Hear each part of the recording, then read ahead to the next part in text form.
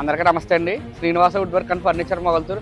మన ఇన్స్టా పేజ్లో చూసి 10 days బ్యాక్ అయితే అనపర్తి అంటే దగ్గర ద్వారపూడి దగ్గర Anaparthi sir, nearly 100 kilometers distance ఉంటుంది సార్ మొగల్తూరు నుంచి అనపర్తికి.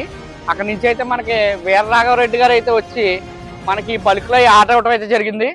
సార్కి అయితే డెలివరీ చేస్తున్నాం. ఒకసారి మీరే చూడండి. సార్ అయితే 5x4 మెయిన్ ఎంట్రన్స్ గుమ్మం ఆర్డర్ పెట్టారండి వ్యాపకర్తో.